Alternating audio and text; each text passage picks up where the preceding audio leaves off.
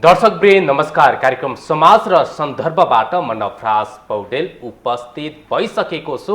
मङ्सिर 4 गते नजिकिने क्रममा छ। यति बेला गठबन्धन सिट बाँडफाँडको सकसपूर्ण अवस्थामा छ भने अर्कोतर्फ नेकपा एमाले पनि गठबन्धनको ढोका खुल्लै छाडेका छौँ भनेर भनिराखेको छ। त्यसो त वैशाख 30 गते स्थानीय तहको निर्वाचन सम्पन्न भएको थियो र त्यसबाट चुनिएका प्रतिनिधिहरूले यति बेला काम गरिराखेका छन्। त्यसो त कतिपय स्थानीय तहमा कतिपय पालिकामा स्वतन्त्र उम्मेदवारहरूले पनि विजय हासिल गरेर यति बेला सबैभन्दा चर्चा तिनै प्रतिनिधिहरूले कमाएका छन् जो यति बेला स्वतन्त्र तवरबाट स्थानीय तहको निर्वाचनमा जित हासिल गरेका थिए। त्यो धरान उपमहानगरपालिकाकै कुरा गरौँ चाहे त्यो काठमाडौँ महानगरपालिकाकै कुरा गरौँ, यति बेला उनीहरूको चर्चा परिचर्चा चुलिँदै गर्दाखेरि अन्य जनप्रतिनिधिको अवस्था के छ?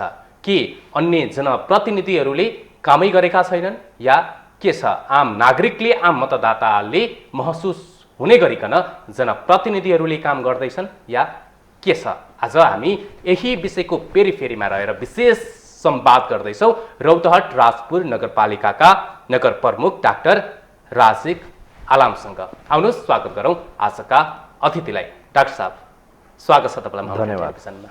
भनिदिनुहोस् त, अब स्थानीय तहको निर्वाचन सम्पन्न भएको पनि करिब 115 दिनभन्दा बढी भएछ त्यो मत परिणाम आएको। हजुर, के गर्नुभयो? चर्चा परिचर्चा त तिनै बालेन शाह र हर्क साम्पाङको छ। अब यस्तो छ, हामी मध्य प्रदेशको रौतहट क्षेत्र नम्बर 2 को राजपुर नगरपालिकाको नगर प्रमुख निर्वाचित भइसकेपछि मेरो राजपुर नगरपालिकाका 54,000 नगरवासीले प्रत्यक्ष अप्रत्यक्ष दुवै रूपले महसुस हुने गरी हामीले आफ्नो काम र कर्तव्य अगाडि बढाएका छौँ। नीति र नियमहरू निर्माण गरेर अहिले हामीले योजनाहरू पनि अगाडि बढाइसकेको अवस्था छ। त्यसमा मलाई लाग्छ हामीले अब चर्चामै आउनका लागि भन्दा पनि जनताले अनुभूत हुने गरी हामीले काम अगाडि बढाएका छौँ र मलाई लाग्छ जनताको मन जित्ने काम गर्यो भने यो स्वाभाविक हो, भोलि चर्चा पनि हुने नै छ भन्ने मलाई। किनकि स्थानीय तहका आम मतदाताको ती ससाना आवश्यकताहरू चाहिँ स्थानीय तहले त्यहाँका प्रतिनिधिहरूले पुरा गर्छन् भन्ने एक किसिमको आशा हुन्छ, अपेक्षा हुन्छ। चाहे त्यो वडा कार्यालयबाट सिफारिस पाउने त्यो सानो कुरादेखि लिएर धेरै कुराहरू स्थानीय तहले पुरा गर्छ भन्ने विश्वास छ। अब यस्तो छ, अब यो स्थानीय तहको जुन अवधारणा नै जुन छ हाम्रो घर दैलोमा सिंहदरबार पुर्याउने जुन अवधारणा छ यो हाम्रो संविधानको, त्यस अनुरूप नै अहिले जुन स्थानीय तहको जुन निर्माण भएको छ त्यसमा हरेक, अब एउटा वडामा हाम्रो नगरपालिकामा 9वटा वडा छ। अब त्यो एउटा वडामा लगभग 2500 देखि 3000 जनसङ्ख्या भएको एउटा वडा छ। कुनैमा 3200 फरक छन्, तर लगभग त्यस्तै हाराहारीमा सबैको जनसङ्ख्या छन्। एउटा वडाको वडा अध्यक्षले जुन सिफारिस अथवा वडाबाट हामीले गर्नुपर्ने काम कर्तव्यहरू, जनतामा पुर्याउनु पर्ने सेवाहरू, त्यसले गर्दा हामीलाई के अनुभूत हुन्छ भने यो घर दैलोमा सिंहदरबार पुर्याउने जुन सोच थियो, जुन अवधारणा छ यो स्थानीय यो संविधानको, त्यो करिब पुरा भएको अवस्था देखिन्छ अहिले। तर विगतको त्यो तितो यथार्थ के छ भन्दा त्यो चाहे अख्तियार दुरुपयोग अनुसन्धान आयोगको प्रतिवेदन होस् चाहे त्यो महालेखा परीक्षकको प्रतिवेदन, स्थानीय तहका प्रतिनिधिहरू भ्रष्ट भए। सबैभन्दा धेरै भ्रष्टाचार, ससाना भ्रष्टाचार स्थानीय तहमै भयो। त्यसो त त्योभन्दा अघिल्लो स्थानीय तहको निर्वाचन पश्चात चुनिएका केही प्रतिनिधिहरूलाई त आम मतदाताले केही प्रतिनिधिहरूलाई कालो मोसो दल्ने अवस्था समेत आयो। यो के सोध्दा रहेछन्? आफू प्रतिनिधि भइसकेपछि जे पनि गर्न पाइँदो रहेछ भन्ने मानसपटलले काम अब यो हाम्रो संविधानमा जुन प्रस्तावनामै उल्लेख छ आवधिक निर्वाचन भन्ने कुरा, त्यो आवधिक निर्वाचनको जुन अवधारणा छ त्यो त्यसैका लागि हो कि तपाईँले निर्वाचित भइसकेपछि आफ्नो काम कर्तव्य कतिको निष्ठापूर्वक इमान्दारीपूर्वक आफ्नो काम कर्तव्य वहन गर्नुभयो त्यसकै मूल्याङ्कनका लागि निर्वाचन गरिन्छ। र मलाई लाग्छ यो जुन दोस्रो स्थानीय तहको जुन निर्वाचन वैशाख 30 गते जुन भयो त्यसमा जनताले आफूले निर्वाचित गरिसकेका प्रतिनिधिले कति सिरियसली काम गरेका छन्, आफ्नो काम कर्तव्य पुरा गरेका छन् कि छैनन्, त्यसलाई जनताले नै कतिलाई दण्डित गरे, कतिलाई फेरि अवसर दिए। त्यो त जनताले नै अहिले जुन निर्वाचन भयो त्यसमा त जनताले फैसला गरिसकेको छ। र रह्यो सरकारको निकायको तर्फबाट अख्तियार दुरुपयोग अनुसन्धान आयोगले जुन आफ्नो काम कर्तव्य जिम्मेवारी जुन लिएर जुन अगाडि बढेको छ, त्यो त अब नियन्त्रण गर्नका लागि अख्तियारले जे जस्तो पनि कामहरू जुन छ अहिले जनप्रतिनिधिज्यूहरूले गरिराख्नु भएको छ, त्यो त अब प्रत्यक्ष रूपमा उहाँहरूले नै नियन्त्रण गर्ने कुरा हो। तर जनताले पनि आफ्नो फैसला आवधिक निर्वाचनबाट गरि नै रहन्छ। र अहिले त हाम्रो जनताहरू एकदमै अवेरनेसको लेभल बढेको छ। उहाँहरू प्रत्यक्ष रूपमा आफ्नो जनप्रतिनिधिले के काम गरिराखेका छन् सबै कुराहरू बुझिराखेको अवस्था छ। यसले पनि जनप्रतिनिधिलाई घचघचाउन पनि आम मतदाता तयार छन्। त्यसले पनि जनप्रतिनिधिलाई एउटा नियन्त्रण गर्ने जवाफदेहिता पारदर्शिताका कुरामा एकदमै अगाडि ल्याएको छ जनताले आफैले नै। अब तपाईँ नगर प्रमुख भइसके पश्चात हजुर औँलामा त्यो गन्न मिल्ने त तपाईँहरूले केही नौला कामको सुरुवात गर्नुभयो, केही नौलो त्यस्तो काम भयो? अब नौलो भन्दा पनि मैले शपथ ग्रहण गरिसकेपछि मैले तत्कालै एउटा स्वास्थ्य, म पेसाले चिकित्सक भएको नाताले, म डक्टर भएको नाताले मैले निःशुल्क गर्भ जाँचको लागि अल्ट्रासाउन्ड खरिद गरेको थिएँ। अनि त्यो चाहिँ मलाई लाग्छ देशैभरिमा एउटा नमुना कार्यक्रम थियो। किनकि अहिले हामीले जुन मेरो अवधारणा छ कोखदेखि शोकसम्म भन्ने, त्यो अवधारणाका साथ स्वास्थ्य हाम्रो कोख हुनुपर्छ, गर्भ स्वस्थ हुनुपर्छ। त्यसको जाँचका लागि हामीले अल्ट्रासाउन्ड खरिद गरेर त्यो एकदमै प्रभावकारी ढङ्गले त्यो कार्यक्रम अगाडि बढाएका छौँ। र त्यसमा पनि अहिले त्यो सेवालाई विस्तार गर्ने क्रममा छौँ। हामीले फेरि अर्को अल्ट्रासाउन्ड खरिद गरेर, किनभने पेसेन्टको चाप एकदमै बढेको छ।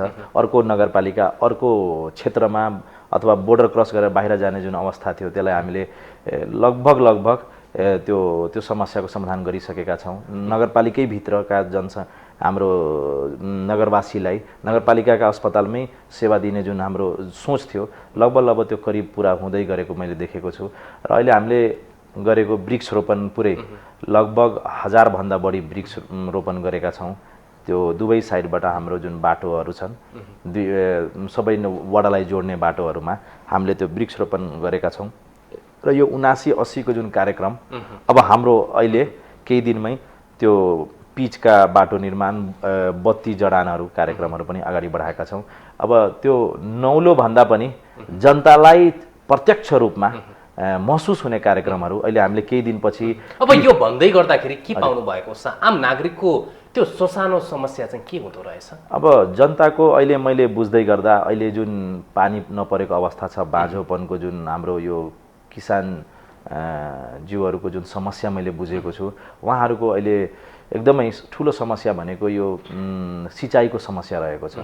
अनि उहाँहरूको लागि मलको जुन सरकारले व्यवस्था समयमा गर्नुपर्ने त्यो उहाँहरूले व्यवस्था नगरिसकेपछि अहिले ढिलै भए पनि हामीले मलको पनि व्यवस्था सरकारले जुन उपलब्ध गराएको थियो त्यसमा पनि गरेका छौँ। तर हामी लगत्तै अब केही दिनभित्रै हामीले त्यो सिँचाइका लागि विद्युतीकरण, पोल जडानहरू गर्ने काम हामी अगाडि बढाउँदैछौँ। किनभने जनताको त्यो प्रत्यक्ष त्यो मागै आयो। म स्वयं जनताको घर दैलोमा जाँदाखेरि यो विद्युत पोल जडान गर्नुपर्छ भनेर आइसकेपछि हामीले बजेट नै विनियोजन गरेर अगाडि बढेको अवस्था छ।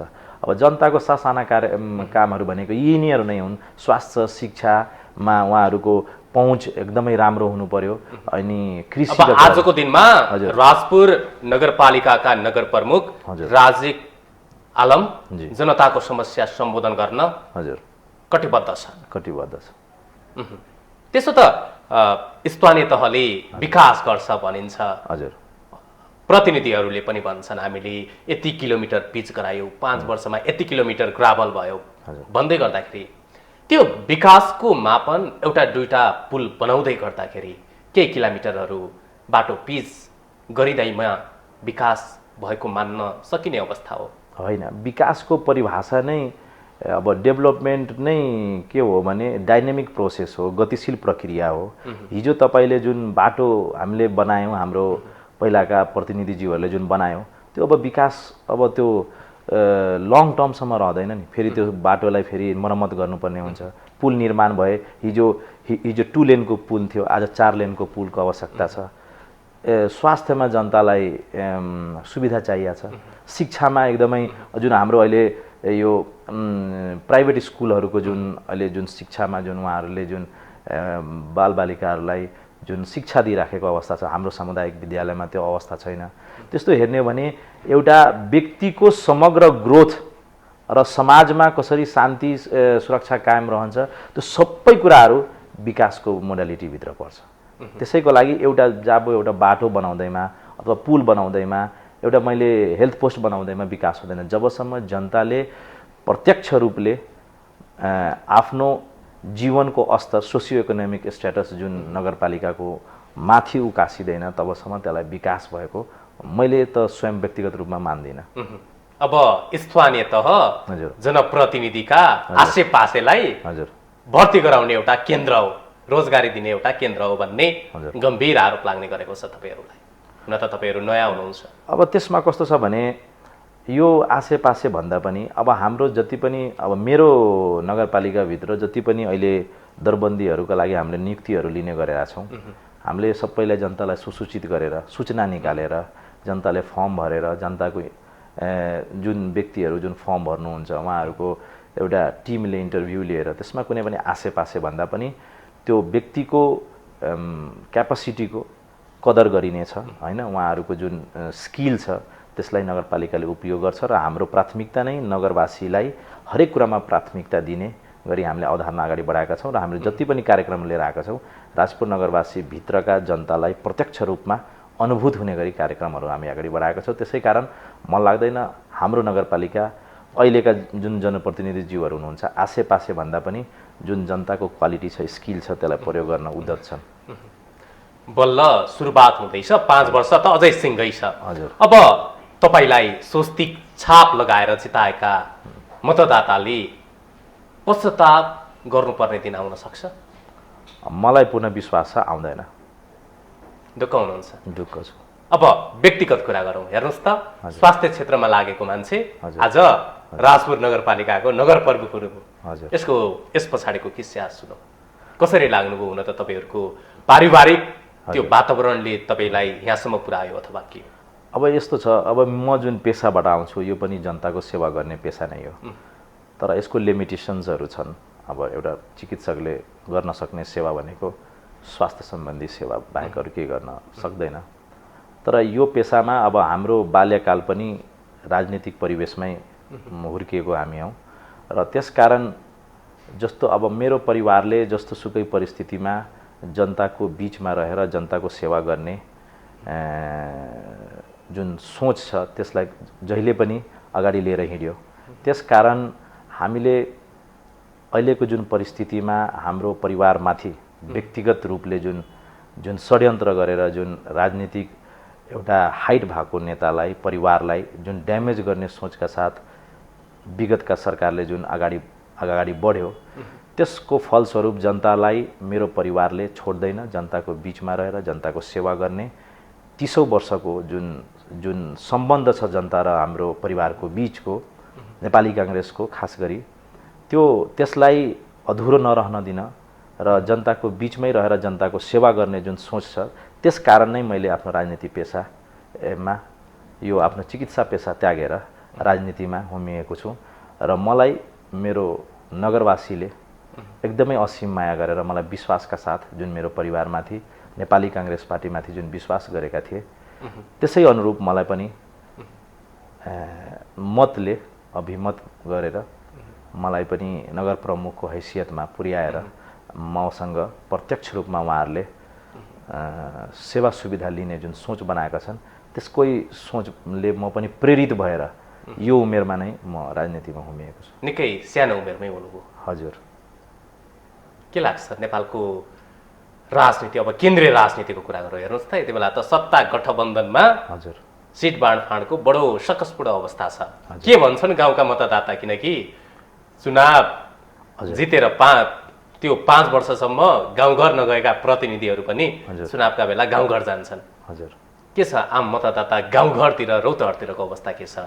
चुनावी माहौल लागेको छ या छैन? कस्तो छ? अब हाम्रो रौतहटतिर चुनावी माहौल तातेकै छ, तर अब यो जुन गठबन्धनको जुन आवश्यकता छ त्यसमा अहिले जुन घनीभूत छलफलहरू भइराखेको अवस्था छ त्यसले पनि अब जनताहरू आफ्नो पार्टीगत को के हुने हो अब किनभने गठबन्धनमा धेरै कुराहरूमा छलफल भइराखेको अवस्था छ र यो गठबन्धनको आवश्यकता पनि देशलाई दिगो विकास र संविधानको कार्यान्वयन पक्ष जुन छ जुन फितलो भइराखेको अवस्था छ त्यसलाई अझ प्रभावकारी ढङ्गले अगाडि बढाउनका लागि संविधानको कार्यान्वयन र अब आर्थिक विकासमा फड्को मार्नका लागि यो गठबन्धनको जुन आवश्यकता छ विगतको कम्युनिस्ट सरकारको जुन सत्ताले जुन देश र जनता आक्रान्त भए त्यसलाई पन्छ्याउनका लागि र यो गठबन्धनको आवश्यकता जुन अहिले जुन एकदमै आवश्यकता छ त्यसप्रति पनि जनता एकदमै चासोका साथ हेरिरहेको छ। तपाईहरुलाई के लाग्यो त्यो विपरीत सिद्धान्त भएका पार्टीहरूसँग नै मिल्नुपर्ने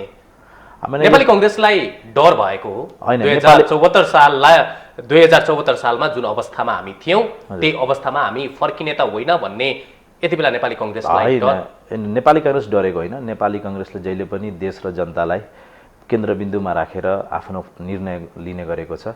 ६२-६३ को आन्दोलनमा पनि 7 दलको जुन भनौँ न गठबन्धनै जुन सहकार्य माओवादी जनयुद्धकालको माओवादीसँग भएको थियो देश र जनताको लागि नै गणतन्त्र ल्याउनका लागि जनताले आफ्नो संविधान आफै लेख्ने जुन अठोटका साथ जुन एउटा स्वर्गीय गिरिजाप्रसाद कोइरालाजीको नेतृत्वमा त्यो गठबन्धन बनेको थियो। त्यो पनि विपरीत धारकै दुई धारहरू थिए, दुई पक्षधरहरू थिए, तिनीहरू पनि मिलेरै गए। त्यसरी नै अहिले पनि देश र जनतालाई केन्द्रबिन्दुमा राखेर विपरीत धार भए तापनि लोकतान्त्रिक संविधानलाई बचाउनका लागि नेपाली कांग्रेसको नेतृत्वमा आदरणीय प्रधानमन्त्री श्री शेरबहादुर देउवाजीको नेतृत्वमा यो गठबन्धनको आवश्यकता भएकै हुनाले नेपाली कांग्रेसको नेतृत्वमा यो गठबन्धन यो चुनावमा पनि सफल हुन्छ र यो देशव्यापी रूपमा जुन एउटा लोकतान्त्रिक संविधानको पक्षधरहरू जुन अगाडि बढेको छ यो गठबन्धनको आवश्यकता महसुस गरेर यो आगामी 2074 को चुनावमा मंसिर 4 गते जुन हुन गइराखेको छ त्यसमा सफल हुन्छ भन्ने मलाई पुरै विश्वास लागेको छ। भन्दिनुस् त अब तपाई त आम मतदातासँग आम नागरिकसँग प्रत्यक्ष जोडिनु भएको छ, प्रत्यक्ष साक्षात्कार गरिराख्नु भएको छ। हजुर। लामो समयदेखि हजुर। म नेपाली कांग्रेसको कार्यकर्ता हुँ भन्नेहरू लामो समयदेखि हरेक निर्वाचनमा रुखमा स्वस्तिक छाप लगाउनेहरूले यो निर्वाचनमा हैसिया हथौडामा स्वस्तिक छाप लगाउँदै गर्दाखेरि हात काम्दैन? अब यस्तो छ त्यो बुझाउन सक्नु भयो कि सक्नु भएन भन्ने हामीले बुझाउन सकिराखेका छौं। किनभने अब यो स्थानीय तहमा त त्यस्तो भएन। अहिलेको जुन प्रदेश र संघीय निर्वाचन हुन गइराखेको छ मंसिर 4 गते त्यसको आवश्यकता यो गठबन्धनको छ भनेर आम जनताले पनि बुझिराखेको अवस्था छ। किनभने 3 वर्षमा जुन विगतको सरकारले जुन जनतालाई महँगीदेखि लिएर शासन प्रणाली चुस्त राख्न नसकेको हुनाले भ्रष्टाचार को चरम सीमा नागेको अवस्था जनताले सम्झिराखेको अवस्था छ अहिले पनि। त्यसकारण त्यस्तो शक्तिलाई परास्त गर्नका लागि यो गठबन्धनको आवश्यकता छ भनेर बुझेर नै नेपाली कांग्रेसका आम कार्यकर्ताहरू यो गठबन्धनलाई सफल बनाउनका लागि जुनसुकै स्टेप लिनका लागि तयार छन्। त्यसो त बीपी को जन्म जयन्ती 109औं जन्म जयन्ती हजुर भएको धेरै भएको छैन, हप्ता दिन पनि भइसक्यो। यति बेला नेपाली कांग्रेसको जुन किसिमको विगतको गरिमा थियो, जुन किसिमको विगतको इतिहास थियो, यति बेला नेपाली कांग्रेसले बीपी को सिद्धान्त त्यो व्यवहार भुल्यो भन्ने आरोप छ। किनकि स्वयं कांग्रेसकै नेताहरू पनि त्यही भन्छन् हैन। किनकि नेपाली कांग्रेसमा पनि त दुई धार छ नि छ।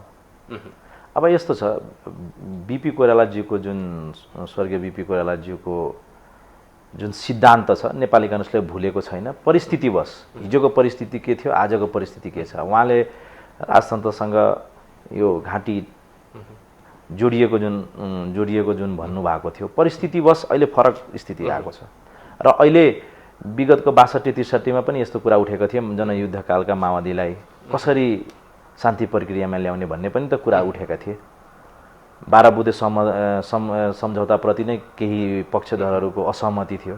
तैपनि जनता र देशका लागि नेपाली कांग्रेसले नेतृत्व लिएर त्यसलाई शान्ति प्रक्रिया तार्किक निष्कर्षमा पुर्याउनका लागि जुन भूमिका खेल्यो त्यस्तै अहिले पनि परिस्थिति आएको हुनाले नेपाली काङ्ग्रेस आफ्नो सिद्धान्तबाट विमुख भएको अवस्था छैन। नेपाली काङ्ग्रेसको जुन सिद्धान्त छ, नेपाली काङ्ग्रेसले परिस्थितिवश देश र जनतालाई केन्द्रबिन्दुमा राखेर लोकतान्त्रिक संविधानलाई बचाउन र देशमा दिगो शान्ति र आर्थिक विकासको लागि अग्रसर भएरै अगाडि बढेको अवस्थाले यस्तो परिस्थितिमा नेपाली काङ्ग्रेस आफ्नो सिद्धान्तलाई बुझेरै मर्मका साथ अगाडि बढेको छ।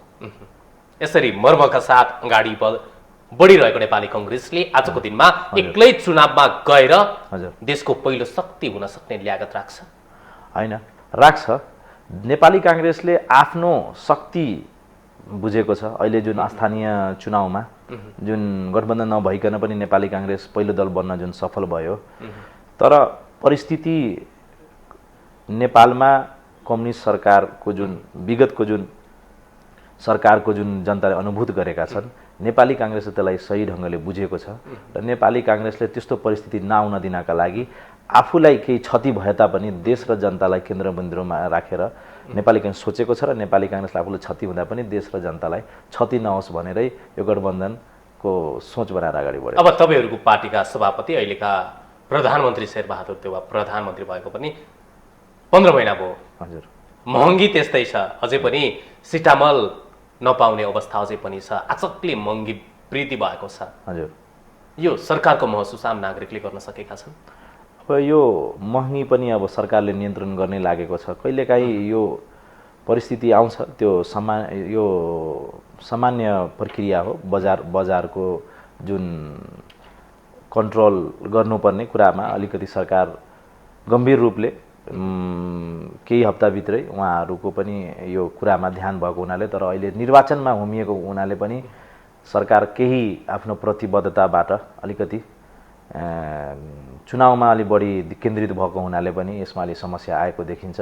तर मलाई पूर्ण विश्वास छ नेपाली काङ्ग्रेसको नेतृत्वमा जुन अहिलेको सरकार छ, महँगीदेखि लिएर सबै कुराको समस्या पनि समाधान गर्छ। अब अझै एकपटक प्रधानमन्त्री शेरबहादुर देउवा फेरि प्रधानमन्त्री हुने चाह व्यक्त गर्दै हुनुहुन्छ। हेर्नुहोस् त, पटक पटक प्रधानमन्त्री भएको व्यक्ति फेरि पनि प्रधानमन्त्री हुने चाह व्यक्त गर्दै हुनुहुन्छ। नेपाली काङ्ग्रेसभित्र अन्य त्यस्ता पात्रहरू छैनन्? कुरा त गगन थापा अन्यको नाम पनि जोडिएको छ। नेपाली काङ्ग्रेसमा नेता भए तापनि उहाँको अहिले नेतृत्वको आवश्यकता नेपाली काङ्ग्रेसलाई पनि र यो देशलाई पनि नै छ।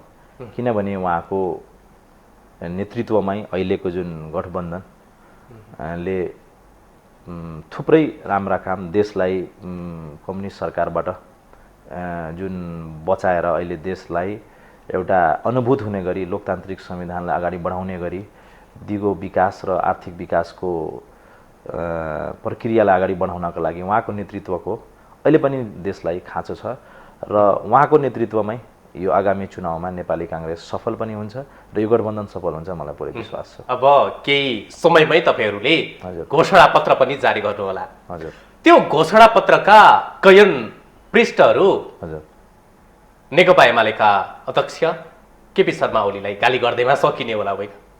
होइन, नेपाली काङ्ग्रेस आफ्नो घोषणापत्र आफै तयार गर्छन् र जनताको बिचमा आफ्नो घोषणापत्र लिएर जान्छन् र घोषणापत्र अनुरूप नै नेपाली काङ्ग्रेस आफ्नो जनताप्रति प्रस्तुत हुन्छन् र भोलिका दिनमा चुनावबाट सफल भएर आइसकेपछि नेपाली काङ्ग्रेसको नेतृत्वमा यो गठबन्धनले सरकार बनाइराख्दा त्यो घोषणापत्रलाई आत्मसात गरेर अगाडि बढ्छ। अब यति बेला सिट बाँडफाँडको बडो सकसपूर्ण अवस्थामा छ यति बेला। हजुर, अब टिकट पाउनको लागि नेताको प्रिय हुनुपर्ने, हेर्नुहोस् त, पैसाको खोलो बगाउनु पर्ने, त्यो यथार्थ नेपालको केही रहेछ होइन? अहिले त्यस्तो केही समस्याहरू देखा परेको छ नेपाली काङ्ग्रेसमा अथवा जुनसुकै पार्टीमा पनि। वर्षौँदेखि लगानी लगाएर जनताको बिचमा सेवा गरेकोलाई पन्छ्याएर लेटरल इन्ट्री भन्छ, त्यसलाई बाहिरबाट ट्याप्प ल्याएर टिपेर ल्याएर राख्ने जुन प्रवृत्ति अहिले देखा परेको छ, यो साँच्चीकै नै गम्भीर समस्या देखा परेको छ। खास गरी राजनीतिमा मेहनत गरेर आफ्नो पौरख ऊर्जा लगाएर राजनीतिमा सोच बनाएर अगाडि बढेका व्यक्तिलाई यो जुन अहिलेको जुन समस्या देखा परेको छ लेटरल इन्ट्री गराउने चलखेलहरू जुन भइराखेको छ यसले साँच्चै नै भोलिको दिनमा राजनीतिप्रति जनताको निराशजनक स्थिति आउनेछ भन्ने मलाई लाग्दछ। तर समयमै हाम्रो नेतृत्व कर्ताहरूले यसलाई बुझ्नेछ भन्ने पनि विश्वास छ। अब आजको दिनमा नेपाली कङ्ग्रेसले कुनै पनि व्यक्तिको कुनै पनि नेताको योग्यता र क्षमता हेरेर टिकट दिन सक्ने ल्याकत राख्छ? नेपाली काङ्ग्रेस नेतृत्वले ल्याकत राख्छ, क्षमता पनि राख्छ। नेपाली काङ्ग्रेसले अब पदीय व्यवस्थापन जिम्मेवारी दिएर नेपाली काङ्ग्रेसले अहिलेसम्म त्यो व्यवस्थापन गर्न नेताको व्यवस्थापन गर्न सफल नै रहेको छ। केही ठाउँमा त्यस्तो चुकेको हुन सक्छ, तर नेपाली काङ्ग्रेसले आफ्नो नेताको व्यवस्थापन सही ढङ्गले नै गरेको छ। मान्नुहुन्छ तपाईँहरू? मान्छु। अब युवाका कुरा गरौँ, हुन त यति बेला विभिन्न व्यक्तिहरू विभिन्न युवाहरू सिफारिसमा त परेका छन्, तर त्यो सिफारिस भन्या त्यही झारा टार्न त्यो मन शान्त पार्नको लागि हजुर सिफारिसमा परेका छन्। त्यो सिफारिस नै टिकट पाउने अन्तिम नामावली पक्कै पनि होइन। युवाहरूको आवश्यकता के छ? नेपाली कङ्ग्रेसले हुन त लामो समयदेखि पुस्तान्तरणको विषय निकै चर्को रूपले उठ्यो नेपाली कङ्ग्रेसमा पनि, दिन्छ त अवसर युवाहरूलाई?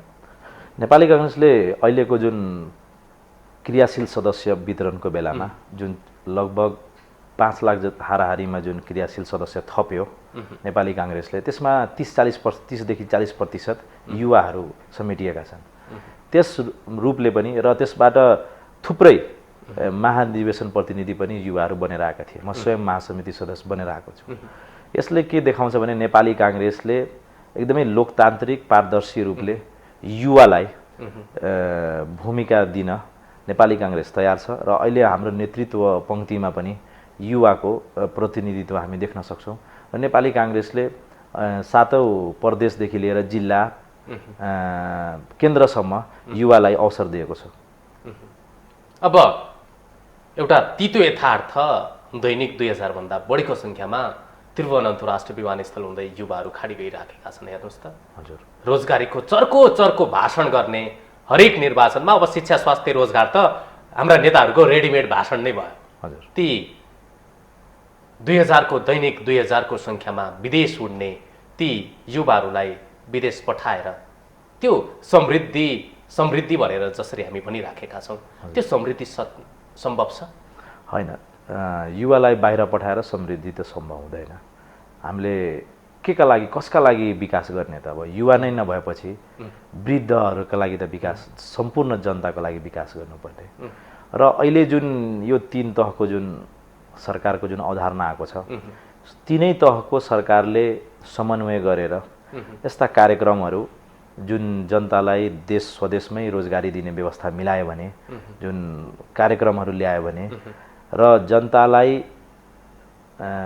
निशुल्क शिक्षा र स्वास्थ्यको अवधारणा राख्यो भने मलाई लाग्छ हदसम्म हामीले यसको जुन समस्या छ रोजगारीको लागि विदेश जाने, त्यो समस्याको समाधान खोज्न सक्छौँ। किनभने हामीले जबसम्म जनतालाई अनुभूत हुने गरी जनताको सोसियो इकोनोमिक स्टेटस जुन छ, अब किन जान्छन् भन्ने बुझ्नु पर्यो। किन विदेश जान्छन् त? आफ्नो सोसियो इकोनोमिक जुन स्टेटस छ, जुन पर क्यापिटा इन्कम छन् हाम्रो नेपालीहरूको, त्यो समस्या। अब शिक्षा पनि महँगो भयो, स्वास्थ्य पनि महँगो, अनि रोजगार छैन भनेर विदेश जान्छन्।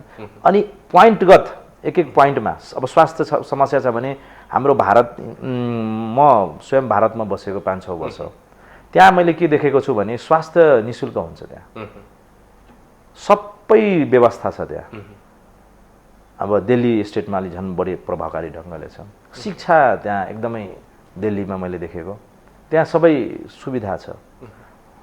जनताको खल्तीबाट पैसा नलाग्ने भइसकेपछि, यो कुराहरूतिर खर्च नभइसकेपछि स्वास्थ्य शिक्षा, त्यसपछि उनीहरूले केही स्किल आर्जन गर्छन्, केही पढ्छन् अनि जब पाउने भए। यहाँ स्किल पनि छैन, पढेर सबै त पढेका छैन नि गाउँघरतिर त, अनि तिनीहरू विदेश जाने भए। तराईतिर थुप्रै व्यक्ति विदेश जानुको कारण त्यो शिक्षा छैन, स्किल छैन। यहाँ यहीँ देशमै बसेर पनि रोजगारी गर्ने त अवस्था छ नि त। आफ्नै सानोतिनो एउटा केही व्यवसाय गरेर बस्न सक्छन्। तर त्यस्तो तर त्यो वातावरण पनि सरकारले बनाइदिएन। त्यसका लागि अहिले जुन हाम्रो स्थानीय 753 स्थानीय तहमा जुन रोजगारको कार्यक्रमहरू सरकारबाटै सञ्चालित कार्यक्रमहरू छन् त्यसलाई प्रभावकारी ढङ्गले बनायो भने कमसेकम हरेक नगरपालिकाबाट हरेक वर्ष 50 जनालाई रोक्न त सकिन्छ विदेश जानबाट। त्यस्तो सोचबाट अगाडि बढ्यो भने यो पनि समस्या हामीले समाधान गर्न सक्छौँ। त्यो गर्नै नसकिने युवाहरूलाई यहाँ राख्नै यहाँबाट लखेट्नै त्यो पर्ने अवस्था सोचियो भने भलै त्यो ढिलो होला, वर्षौँ लाग्ला। त्यसमा हामीले पनि एउटा यो सङ्कलन गरेका थियौँ डेटा हाम्रो नगरपालिकाको हरेक वर्ग ग्रुप के कस्तो छन् त्यो हामीले डाटा सङ्कलन गरिसकेका छौँ र अब त्यसमा हामीले आधारित भएर हामीले कार्यक्रम ल्याउँदैछौँ। हरेक नगरपालिकाले त्यस्तो गर्नुपर्ने कति युवाहरू बेरोजगार छन् भनेर डाटा निकाल्नु पर्यो अनि त्यसलाई केन्द्रबिन्दुमा राखेर हाम्रो कार्यक्रमहरू रोजगार सिर्जना गर्ने कार्यक्रममा ल्यायो भने धेरै हदसम्म यो बेरोजगारीको समस्याहरू पनि हामीले समाधान गर्न सक्छौँ।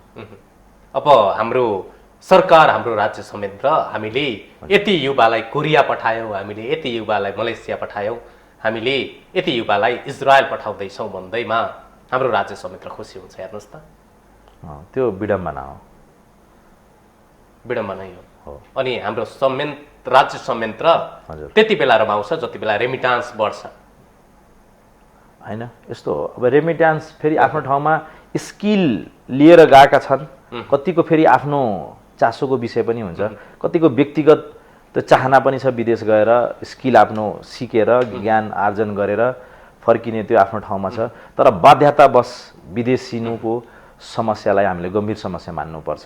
अब कति व्यक्ति विदेश गएर स्किल सिक्नलाई गएका छन्, त्यो चाहिँ फेरि आफ्नो पक्षमा फेरि राम्रै कुरा हो। त्यहाँबाट स्किल सिकेर नेपालमा आएर थुप्रै यस्ता व्यक्तिहरू विदेश गएर नेपालमै फर्केर पनि व्यवसाय गरेर आफ्नो स्किल प्रयोग गरेर देशलाई आफ्नो योगदान गरेका छन्। अब रेमिटान्स आयो, रेमिटान्स बढ्यो भनेर हाम्रो राज्य संयन्त्र रमाउँछ, अर्थतन्त्र सुधार उन्मुख भयो भने रमाउँछ। अर्कोतर्फ रेमिटान्स 10 खर्ब भित्रिन्छ भने अर्कोतर्फ 20 खर्बको हामी आयात गर्दा रहेछौँ। हेर्नुहोस् त त्यो अन्तरले के इङ्गित गर्दैछ? त्यो चाहिँ समस्या भयो। हाम्रो आयात कम भयो, यो आयात बढी भयो, निर्यात चाहिँ एकदम न्यून अवस्था छ। त्यसका लागि हामीले आफ्नै देशमा ठुल्ठुलो उद्योग कल कारखानाहरू खोल्नुपर्ने अवस्था छ र हरेक कुरामा नेपालमा पनि जस्तै इन्डियामा मेड इन इन्डिया भन्ने सोच धेरै कार्यक्रमहरू लिएर आएका छन् त्यहाँका सरकारले। त्यस्तै आफ्नो देशमा उत्पादन भएका सामानको हामीले प्रयोग गर्नुपर्छ भनेर सरकारले पनि एउटा प्रेरित हुने कार्यक्रमहरू लिएर आउनुपर्छ। जुन अहिले हाम्रै छिमेकी राष्ट्र भारतमा अहिले थुप्रै कुराहरू प्रधानमन्त्रीले नै इन्डोर्स गरेको अवस्था छ। त्यहाँ त्यस्तो गर्दाखेरि नेपालीपन झल्किने, जे जति पनि यहाँ नेपालमा उत्पादन भएको सामान छ त्यसलाई नै प्रयोग गरियो भने हाम्रो यो जुन आयातको जुन हामी एकदमै चपेटामा परेका छौँ, सबै कुरा आयात गर्नुपर्ने, हामी कृषि प्रधान देश भएर पनि कृषिको सबै कुराहरू फेरि खाद्यान्न फेरि गर्नुपर्ने जुन बाध्यता छ त्यसबाट हामीले निस्किनका लागि हामीले यो एउटा सोच बनाउनुपर्छ र नेपाल सरकारले त्यस्तो कार्यक्रमहरू लिएर आउनुपर्छ। जबसम्म हामी खाद्यान्नमा आत्मनिर्भर हुँदैन तबसम्म हजुर आयात घट्ने त्यो कुरा सपना। हाम्रो सोच पनि हुनुपर्छ। हामीले जुन पनि कुराहरू ब्रान्डेड बाहिरबाटै ल्याएको सामान पनि हाम्रो पनि त चासो छ, हामी पनि त चाहना त्यही बाहिरकै सामान ल्याउने जुन सोच छ। नेपालमै पनि त धेरै कुराहरू हरेक कुराहरूको नेपालमै उत्पादन भइराखेको अवस्था छ। त्यो हामीले नै प्रयोग गरिदिँदा विदेश त त्यो आयात गरेर निर्यात गरेर कसरी सम्भव हुन्छ? त्यो एउटा त्यो सोच बन्नु पर्यो। नेपाल सरकारले त्यस्तो कार्यक्रमहरू लिएर आउनु पर्यो। अब फेरि त्यही स्थानीय तहको निर्वाचनको त्यो सरगमीमा छौँ, त्यति बेला केही पालिकाहरूमा स्वतन्त्र उम्मेदवारहरूले जित हासिल गरे, मुख्य पालिका भनौँ न। साँच्चीकै त्यो राजनीति प्रतिको वितृष्णा नै हो, केही हदसम्म हो। नेपाली जनताको चेतना लेभल मलाई लाग्छ एकदम हाइएस्ट लेभलमा पुगेको चेतना छ।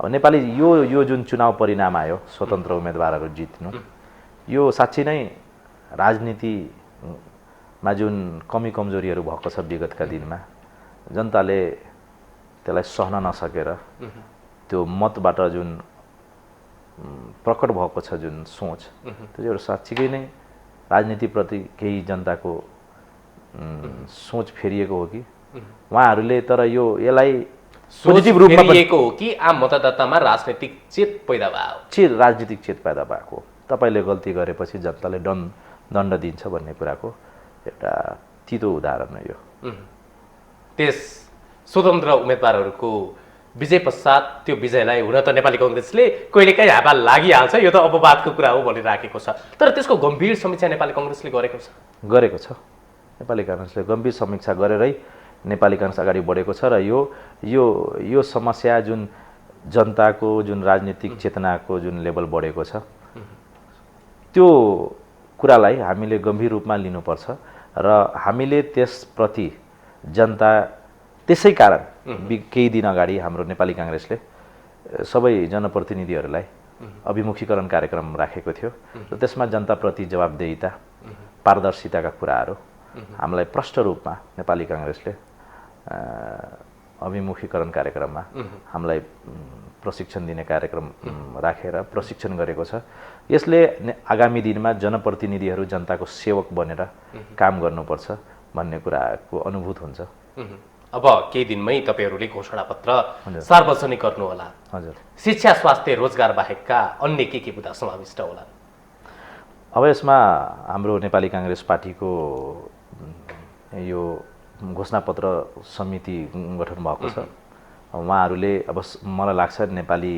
जनतालाई अनुभूत हुने सम्पूर्ण क्षेत्र चाहे त्यो संविधानको बचाउमा किन नहोस् लोकतान्त्रिक संविधानको संरक्षणको लागि यो रोजगारका कुराहरूदेखि लिएर हाम्रो यो आर्थिक विकासमा नेपालले कसरी अब किनभने अब आर्थिक क्रान्तिको एकदमै खाँचो यो देशमा छ र जुन यो जल्दो बल्दो जुन समस्याहरू छ यो महँगीका कुराहरू छ नेपाल कसरी आत्मनिर्भर हुन्छ भन्ने कार्यक्रमहरूलाई पनि मलाई लाग्छ नेपाली काङ्ग्रेसले दृढताका साथ एउटा घोषणापत्र तयार गर्छ र त्यो कार्यक्रमलाई भोलिका दिनमा नेपाली काङ्ग्रेसको नेतृत्वमा गठबन्धन सफल भएर जुन सरकार बन्छ त्यसले कार्यक्रमहरू पनि त्यसलाई अगाडि बढाएर देशलाई साँच्चै नै एउटा आर्थिक विकासमा अगाडि बढाउँछ तर अक्सर ती घोषणापत्रहरूमा महत्त्वकांक्षी योजनाहरू हजुर बढी समाविष्ट गरिएका हुन्छन् जो पुरा नै हुँदैन होइन अब कति कार्यक्रमहरू अब 5 वर्ष अब यहाँ हाम्रो नेपालमा छ अहिले सबभन्दा समस्या के छ भने 5 वर्ष सरकार नै चलाउन पाउँदैन यो एकदमै स्टेबिलिटी छैन गभर्नमेन्टमा अनि त्यो गभर्नमेन्टको स्टेबिलिटी नभइसकेपछि त्यो समस्या आउने नै भयो आफ्नो कार्यक्रम 5 वर्षसम्म त चलायो भने न पुरै त्यो महत्त्वपूर्ण जुन महत्त्वकांक्षी कार्यक्रमहरू लिएर आएको हुन्छ त्यो पुरा गर्नै पाउँदैन त्यो हिसाबले पनि त्यसैका लागि यो जुन गठबन्धनको छ थाई सरकार दिने स्टेबल गभर्नमेन्ट दिने एउटा पावरफुल गभर्नमेन्ट दिने त्यो दिइसकेपछि त्यो त 2074 सालमा जति बेला नेकपा एमाले र माओवादी केन्द्रले गठबन्धन गरेका थिए हजुर नेपालमा बहुमतले पनि काम गर्दो रहेनछ भने त उनीहरूले देखाइदिए अहिले नेपाली काङ्ग्रेसको सरकार छ हेर्नुस् त जो 2074 सालको त्यो निर्वाचन पश्चात समस्या अल्पमतमा थियो हैन समस्या पावरफुल गभर्नमेन्ट हुनु पर्यो व्यक्ति शक्तिशाली हुने होइन यो सरकार शक्तिशाली हुनु पर्यो त्यहाँ फरक भयो नि विगतको सरकारमा व्यक्ति उहाँ सबै शक्ति आफूतिर आर्जन गर्नतिर लाग्नु भयो नि व्यक्ति शक्तिशाली भन्दा पनि संयन्त्र शक्तिशाली हुनु पर्यो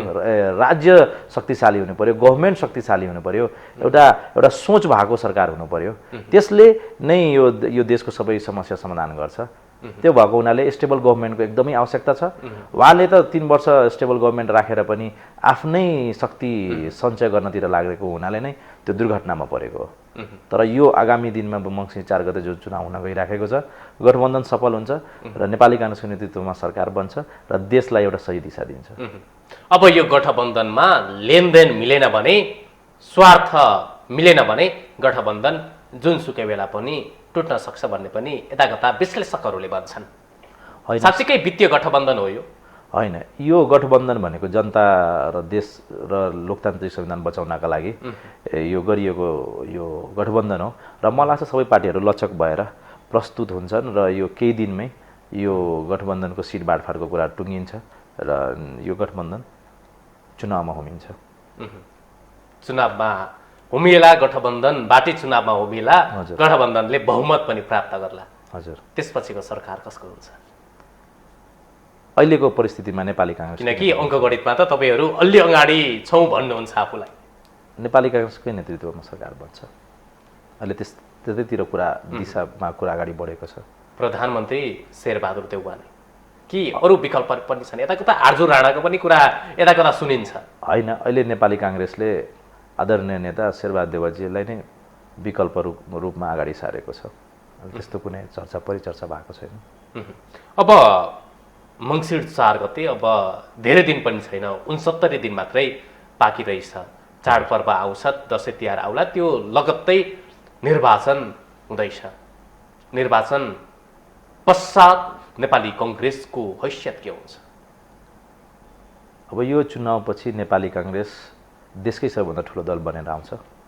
जनताले नेपाली काङ्ग्रेसलाई फेरि पनि आफूले विगतका दिनमा नेतृत्व गर्दै हरेक अप्ठ्यारा स्थितिबाट देशलाई सङ्कटबाट बचाउने जुन नेपाली काङ्ग्रेस नेतृत्व लिँदै गर्दा जुन सफल भएको छ, जुन अहिले पनि देशलाई विभिन्न किसिमका समस्याबाट बचाएर एमसिसी नागरिकताका समस्याहरू जुन थिए, जुन अगाडि बढेको छ नेपाली काङ्ग्रेसको नेतृत्वमा, जुन चुनाव हुँदैछ नेपाली काङ्ग्रेसकै नेतृत्व हुन्छ आगामी दिनमा। 2074 सालमा जसरी तपाईँहरूले विभिन्न आश्वासन दिएर चुनावमा होमिनुभयो, हजुर, सिट जित्नु पनि भयो, हजुर, के लाग्छ यो 5 वर्षीय अवधिमा ती प्रतिनिधिहरूको महसुस आम नागरिकले गर्न सके? किनकि तपाईँ त गाउँसँग भिज्नु भएको छ, गाउँसँग नजिक हुनुहुन्छ, ती आम नागरिकसँग नजिक होइन। विगतको 2074 सालमा जुन सरकार बन्यो, कम्युनिस्टको वाम गठबन्धनको सरकार बन्यो, त्यसले जनतालाई एकदमै ढाँट सेक्ने जुन काम भयो, जनतालाई आक्रान्त पार्ने, जनतालाई सुशासनको प्रतिभूति नहुने कामहरू जुन भयो, त्यति हुँदा पनि तपाईँहरू एकदमै कमजोर प्रतिपक्षको रूपमा रहनुभयो। होइन, नेपाली काङ्ग्रेसले त सदैव आफ्नो सत्ता पक्षमा होस् कि विपक्षमा बसेर पनि आफ्नो भूमिका निर्वाह नै गर्यो र त्यसकारण नै त्यो सरकारलाई विस्थापित गरेर नेपाली काङ्ग्रेसको नेतृत्वमा सरकार बन्यो र अहिलेसम्मको स्थितिमा नेपाली काङ्ग्रेसले एउटा सम्मानजनक स्थितिमा देशलाई पुर्याएको छ र आगामी दिनमा पनि मङ्सिर 4 गतेको जुन आगामी यो चुनाव हुन गइराखेको छ त्यसमा पनि जनताले सही ढङ्गले मूल्याङ्कन गरेर नेपाली काङ्ग्रेसलाई नेतृत्व दिन्छ। अब अझै पनि वर्षौँदेखिका समस्या जिउका त्यो छन्। हुन त तपाईँ मधेसमा यति बेला मधेसको एउटा जिल्लाको प्रतिनिधित्व गर्दै हुनुहुन्छ। अझै पनि पहाडका दुर्गम ठाउँहरू यस्ता छन्, अझै पनि सुत्केरीलाई डोकोमा हालेर अस्पताल लग्नुपर्ने अवस्था अझै पनि छ। सडकको दुरावस्था त्यस्तै छ। अहिले मौसमजन्य विपदबाट कैयनले ज्यान गुमाइराखेका छन्। अझै पनि सिटामल पाइएको छैन। घरमा छोराछोरी नहुँदा अझै पनि खेत बाँझो भइराखेको अवस्था छ। यी तमाम समस्याहरूको जस अपजस नेपाली राजनीतिले ल्याउन सक्नुपर्ने हो या होइन? होइन, त्यसको सबै जस अपजस, जब जस लिन्छ अपजस पनि लिनुपर्ने हुन्छ। अनि यो सबै समस्याहरू एकदमै गम्भीर समस्या। अहिले पनि दुर्गम क्षेत्रमा अहिले पनि बाटोघाटो नपुग्नु, त्यसकारण नै स्थानीय तहको जुन हामी अगाडि बढेका छौँ, एउटा प्रतिस्पर्धात्मक प्रणाली पनि हो। संघीयता पनि एउटा प्रतिस्पर्धात्मक प्रणाली हो। यो स्थानीय सरकार पनि प्रतिस्पर्धात्मक हो। मेरो नगरपालिकाले किन राम्रो गर्दैछ, अरू नगरपालिकाले किन गरेन भने एउटा प्रतिस्पर्धा पनि त हो नि एउटा। अनि कुन प्रदेश राम्रो भयो भनेर यो सोचले पनि संहिता ल्याइएको हो। अनि यो सोचका लागि अब कर्णालीमा राम्रो भएको छैन भने पनि प्रदेश यो त्यो कर्णालीकै सरकारले सोच्ने हो आफ्नो कार्यक्रम। अब स्थानीय समस्या अब त आउनु नै हुँदैन। स्थानीय सरकार बनिसकेपछि, प्रादेशिक सरकार बनिसकेपछि त्यहाँका के समस्या छ अहिले पनि बाटोघाटो पुगेको छैन भने त्यसमा त्यसलाई प्राथमिकताका साथ त्यसलाई अगाडि बढाउने हो। हाम्रो स्थानीय तहमा जे के समस्या छ त्यो त हामीले रियलाइज गरेर कार्यक्रम ल्याएर बजेट विनियोजन गरेर त्यसलाई समाधान गर्नुतिर जानुपर्छ। अब पनि मात्र कम्प्लेन गरेर केन्द्रलाई मुख ताकेर भन्दा पनि आफ्नो कार्यक्रम अनि राखेर अनि केही कमी छ भने केन्द्रलाई ताक्ने हो। तर अहिले पनि अब कम्प्लेन गर्ने अवस्था छैन, किनभने अब विकेन्द्रीकरणमा गइसकेको अवस्था छ। विकास पनि त्यही अनुरूप हुनु पर्यो। अब हामीले मात्र केन्द्रलाई गाली गरेर हुँदैन। अब हामीले जब सबै अधिकारहरू पाइसकेको छ, अहिले पनि पूर्ण हुन बाँकी छ। अहिले पनि हाम्रो बजेटको जुन बाँडफाँड छ त्यसमा समस्या देखिन्छ। हामीलाई अधिकार दिएको छ तर बजेटमा अधिकार छैन। सशर्त अनुदान बढाएको छ अनि यो के भन्छ वित्तीय समानीकरणको बजेट घटाएको छ। अब अधिकार दिइसकेपछि त आफ्नो कार्यक्रम आफ्नै ल्याउन, आफ्नो बजेट आफै परिचालन गर्ने त्यो त्यो अवस्था सिर्जना गर्नुपर्ने हुन्छ। तर पनि अहिलेको जुन स्थिति सिर्जना भएको छ यो 72 को संविधानको अवधारणाले 3 तहको सरकार, त्यसमा अब प्रादेशिक सरकार र यो स्थानीय सरकारले आफ्नो समस्या आफै बुझेर अगाडि बढ्नुपर्ने हुन्छ। अब यो त भयो विकासको कुरा। हजुर। रौतहट जिल्लाको एउटा पालिकाको, हजुर, एउटा नगरको पिता हुनुहुन्छ तपाईँ। यो मधेसतिर हजुर। भोट पनि किनेर पाइन्छ भन्ने एउटा चलन, त्यो भनाइ पनि छ, साँच्चीकै त्यो हो? होइन, त्यो जनतालाई अपमानित हुने ऊ भयो। भोट किनेर भन्दा पनि अब हाम्रो चुनावहरू महँगो हुने भयो। अब कसरी भन्दाखेरि हाम्रो त्यो प्रणाली नै चुनावको प्रणाली महँगो। अब यो खास गरी चुनावमा हुमिँदाखेरि अब त्यही कारणले मलाई लाग्छ यसपालिको जुन हाम्रो जुन आचार संहिताहरू लागू हुन्छ त्यसमा चाहिँ एकदमै कडा आचार संहिता आएको छ। त्यसमा चाहिँ धेरै व्यक्ति जम्मा नहुन मिल्ने, जनप्रतिनिधिहरूलाई प्रत्यक्ष रूपमा इन्भल्भ हुन नमिल्ने, त्यो कन्ट्रोल गर्नुपर्छ। जनताले पैसा लिएर, भन्नुको अर्थ जनप्रतिनिधि हुन लगानी गर्नुपर्छ? होइन, जनतामा लगानी गर्नु पर्यो। जनतामा स्वयं प्रस्तुत भएर जनताको सेवामा सुख दुःखमा उभिनु पर्यो। अब 6 महिना नहुँदै हाम्रो लगानी जनतामा निरन्तर हुनु पर्यो। चुनाव हारेपछि त्यो चुनावको बेला जनतामा गरेको लगानी जनप्रतिनिधि भइसके पश्चात त्यो ब्याजको स्याज के भन्छन् त्यो सहित जनप्रतिनिधिहरूले उठाउँछन् पनि भन्छ। होइन, यो गलत कुरा हो। जनतालाई यो अपमानित हुने भयो। यो कस्तो भने जनता चाहिँ एकदमै चेतनशील भइसकेका छन्, राजनीतिक रूपमा उनीहरू चेतन छन् र उहाँहरूले सही ढङ्गले मूल्याङ्कन गरेको अवस्था हुन्छ। उहाँले चुनावमा मात्र आएर मिठो बोलेर राम्रो राम्रो कुरा गरेर मात्र भन्दा पनि उनले मेरो यो जनप्रतिनिधिले मेरो 5 वर्ष अथवा आगामी दिनमा कसरी सेवा गर्छ भनेर बुझेर नै मत हाल्छन्। केही प्रतिशत त्यस्ता होलान् जुन अन्य किसिमका प्रलोभनमा पर्छन्, तर आम जनता चाहिँ एकदमै चेतनशील छ। नेपाली, खास गरी नेपाली जनताको अहिलेको हामीले जुन यो प्रक्रियाहरू हेरिराखेका छौँ, चुनावमा उहाँहरूले मत दिएको जुन छ, उहाँहरूले केही न केही आफ्नो सही ढङ्गले मूल्याङ्कन गर्छ भन्ने कुराहरू प्रमाणित भएको छ। जुन किसिमको रक्सी र मासुमा नेपाली नागरिक अझै पनि, नेपाली मतदाता अझै पनि बिक्छन् भन्ने त्यो त्यो त्यो त्यो गलत हो। यसमा केही त्यस्ता होलान्, तर समग्र रूपमा नेपाली जनताहरू चेतनशील छन्। आफ्नो मतको अधिकार जुन प्रयोग गर्छन्, आफ्नो मतको भ्यालु बुझेका जनता हो नेपाली जनता। जो प्रतिनिधिले काम गर्दैनन् त्यसलाई सबक सिकाउन पनि नेपाली नागरिक, नेपाली मतदाता सक्षम छन्। सक्षम छन्। भनिदिनुहोस् त, अहिले नेपालको राजनीति कुन बिन्दुमा गएर अड्किएको छ? अब नेपालको राजनीति अहिले चाहिँ अहिले नेपालको राजनीति अहिले ठिकै स्थितिमा छ, त्यस्तो अप्ठ्यारो स्थितिमा छैन। तर जुन अवस्था हुनुपर्ने हो, व्यवस्था फेरेकै भयो हामीले। तर व्यवस्था त धेरै फेरियो, राजनीतिक व्यवस्था, तर अहिले पनि अवस्थामा खासै प्रगति भएको स्थिति छैन। र त्यस कारणले गम्भीर रूपमा अब नेपालमा राजनीतिक क्रान्तिहरू धेरै भए, तर अहिले पनि आर्थिक क्रान्ति नभएको अवस्था छ। जनता त्यस कारण नै अलिकति राजनीतिप्रति निराश छन् कि भन्ने कुरालाई एकदम सिरियसली हाम्रो नेतृत्वकर्ताहरूले समयमै बुझलान् र यसको निकास दिनका लागि एउटा सिरियसली अगाडि बढ्छन् भन्ने मलाई विश्वास छ। अब यो निर्वाचनमा आम मतदाताले पुर्याउने विवेक के हो भनिदिनुहोस् त। हुन त तपाईँ नेपालीको आम नागरिकले, आम मतदाताले हजुर के विवेक पुर्याउनु पर्ने अवस्था छ? किनकि भोट हाल्दै गर्दाखेरि, आफ्ना प्रतिनिधिहरू चुन्दै गर्दाखेरि। हजुर, होइन, नेपाली जनताले विवेकपूर्ण रूपले नै निर्णय लिने गरेको छ निर्वाचनमा, र मलाई पुरै विश्वास छ जनताले सही निर्णय लिन्छ र जनताले कहिले पनि गलत निर्णय लिँदैनन्। जनताले दिएको जनादेश एउटा ठुलो आदेश हुन्छ। त्यसकारण मलाई लाग्छ जनताले विवेकपूर्ण नै निर्णय लिन्छ। अब हामी कार्यक्रमको अन्तिममा छौँ, भनिदिनुहोस् त, अब नेपाली कङ्ग्रेस अङ्कगणितमा अलि बढी माहिर छ भनिन्छ। अब यो निर्वाचनमा कति सिट जित्छ? अब सिट खासै भन्दा पनि नेपाली काङ्ग्रेसले अहिले सिटको बाँडफाँड जबसम्म क्लियर हुँदैन, नेपाली काङ्ग्रेस लड्ने नै कति सिटमा हो क्लियर नभइसकेको अवस्थामा नेपाली काङ्ग्रेसले अहिले एक्लै 165 क्षेत्रमा लडे पनि राम्रै सिट ल्याउने ल्याकत राख्छ नेपाली काङ्ग्रेसले। तर अहिले देशको अवस्थालाई मध्यनजर गरेर जुन हिसाबले नेपाली काङ्ग्रेस गठबन्धनको आवश्यकता महसुस गरेर अगाडि बढेको छ, सिट क्लियर नहुन्जेलसम्म अब कतिको सिट नेपाली काङ्ग्रेसले लिन्छ त्यसमा नै भर पर्छ। हस्, यो महत्त्वपूर्ण समय अनि संवादको लागि धेरै धेरै धन्यवाद। धन्यवाद।